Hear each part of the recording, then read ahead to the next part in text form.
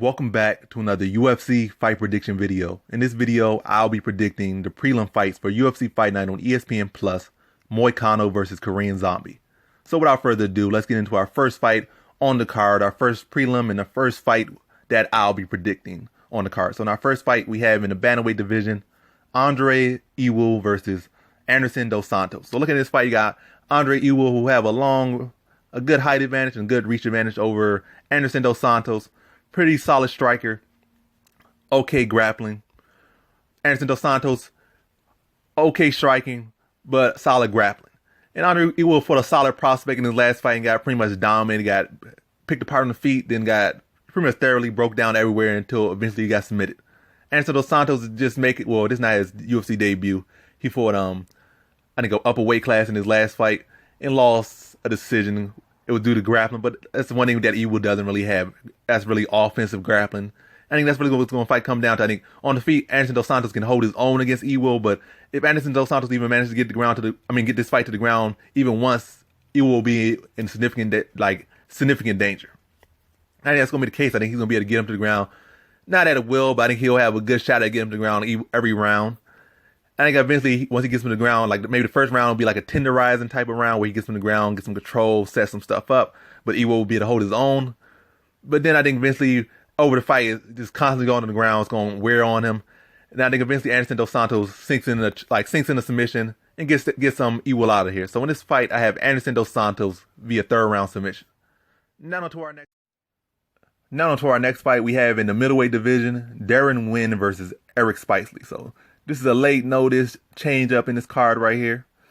You got Eric Spicely, had some pretty decent wins, especially his biggest win over Thiago Silva. Solid grappler, definitely scary with his grappling. Striking, all right. He definitely made some improvements to it, but durability lacking heavily.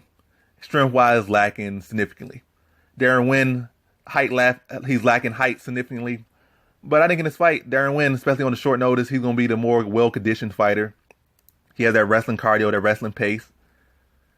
I think he's a physically the stronger fighter, and he will have that, what's called short man leverage or center of gravity, whatever you want to call it. He will be able to get up under Eric Spicely, make it hard for Eric. I think really where Eric Spicely can win this fight is if he can somehow get him down or somehow get him at an advantageous position in the grappling. And that's really where his only advantage lies. On the feet, I think Winn will be able to get up underneath him and be able to keep tagging him and keep muscling him around. But Eric Spicely will need to find a way to either cause him to gas or something and make a mistake, get him down and get him in a position he can submit him. But really, I think Winn's going to be up underneath him the whole time, not allowing him to get any type of advantageous positions, keep tagging him up, wearing on him and then dragging him around, and just smothering Eric Spicely probably against the cage, maybe take him down against the cage. So if he have him seated against the cage, there's really no advantage he can get right there. Smother him against the cage, take him down against the cage, and just pretty much bully him. That's really going to be the small man bullying the taller man, just up underneath him, smothering his cage, tagging him up,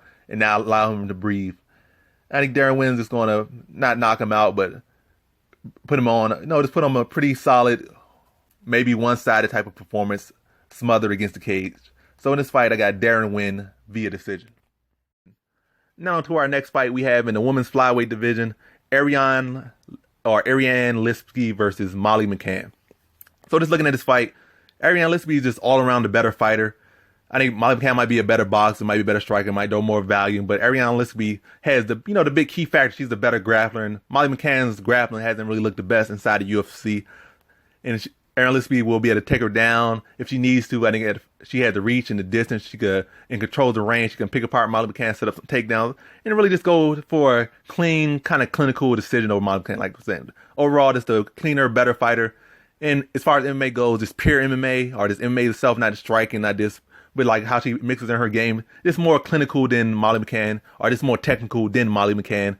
And I think if she puts on a clinical performance, and just controls this fight from start to end, and wins the decision. So in this fight, I got Ariane Lipski via decision. Now on to our next fight we have in the heavyweight division, Alan Crowder versus Jairzinho Rozenstruik. So Rozenstruik just came off this big win. I forget the guy's name, but he just knocked out Diaper Man. Alan Crowder, I don't even know if he got a win in the UFC. Well, he does got a win. He got a win over woman beater. I'm getting a guy name right now. I'm forgetting a lot of these names right now. I'm doing this off the top, but yeah, Alan Crowder's coming off a DQ win And yeah, so he's 1-1 in UFC, and Rozenstruik is 1-0 in UFC. Alan Crowder won't have the best grappling that Rozenstruik has ever went up against. He's definitely not the best overall fighter that Rozenstruik has ever fought. So I think more so Rozenstruik is able to keep this fight on his feet and use his striking, like his striking background, to pretty much do what he wants in this fight. He keeps on the feet, picks Alan Crowder apart on the feet, and stops him in the first round. So in this fight, I got Jairzinho Rozenstruik via first round TKO.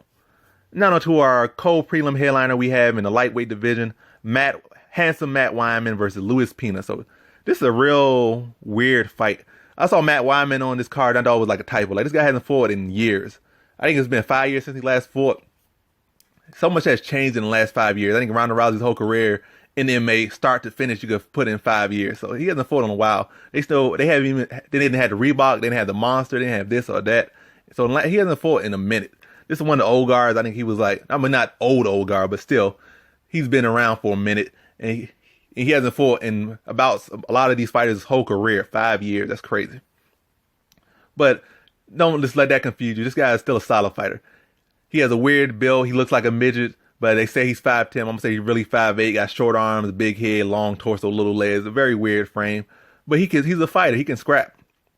He has solid grappling. Like, his grappling is really solid. Don't sleep on his grappling. He's really underrated grappling. You got respect at it for sure. Striking, not really the best, but if you get on the inside, he's good with some elbows. So good elbows. I think that's really going to be his point in this fight. If he can get in on the inside, get some elbows, maybe try to mix some grappling, get some takedown. But Pena, I think, really the game has evolved too much. Unless Matt Wiman learned something that we don't know he learned or did something. His game certainly had to adjust. If he's still the same as he was before, the game has passed him by like a year ago. I mean, a year since he last passed. So the game has changed, evolved a whole lot since 2014. But Pena will be 6'3", so he's going to at least have 4 inches on height on him, and really probably like 6 inches of height on him, because Matt Wiman, that was back when they were giving everybody a couple inches on their height. He really not 5'10". He's definitely not 5'10". So Pena going to be 6'3".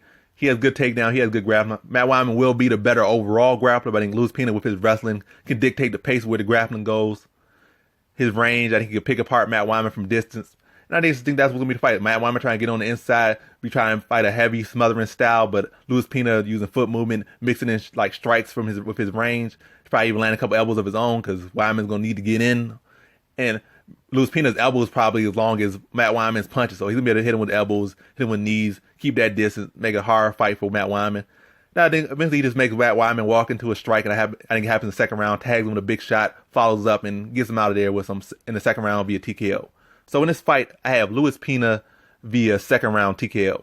Now on to our prelim headliner we have in the featherweight division, Dan Ige versus Kevin Aguilar. So this is a really good fight right here. It's an exciting, thrilling fight right here. Two guys who have put on amazing performances in their last fight.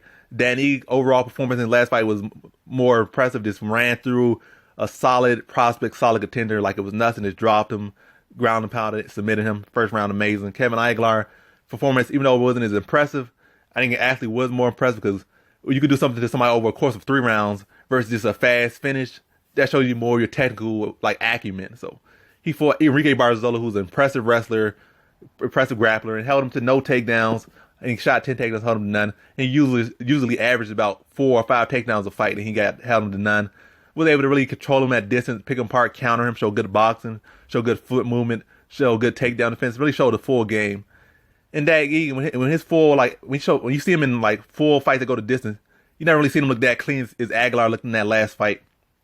Aguilar will be the bigger, taller fighter. I think he'll be able to counter Ige on the feet, use that distance, use that physicality, and really kind of just be the bigger brother Dan Ige in a way, because he's gonna be the bigger fighter. I think he's more technical. He's gonna have that range. He's gonna be able to counter him. And I don't think Ige's takedown offense is as good as Enrique Barzola, but his striking certainly is better, and that might allow him to mix things better. But Kevin Aguilar showed good hips, good stuff, so I think he'll be able to spring back up. He's no slouch in the grappling. I think really going to be kind of similar to his last fight, where he's going to be able to control that range, counter, movement, defend takedown. And like I said, kind of big brother Ige. It's going to be an exciting fight, but I think Aguilar is just going to have, just more advantages and going to be able to be a little bit more technical, a little bit cleaner in his performance, in this fight. And that's going to be what's going to win this fight. There's going to be no stoppage or nothing, but Kevin Aguilar's cleaner technique, his movement, landing the counter strikes, defending the takedown, and keeping on the feet. So in this fight, I have Kevin Aguilar via decision. And that concludes my predictions for the prelims of UFC Fight Night on ESPN Plus, Moicano versus Korean Zombie. And as always, thanks for watching. Now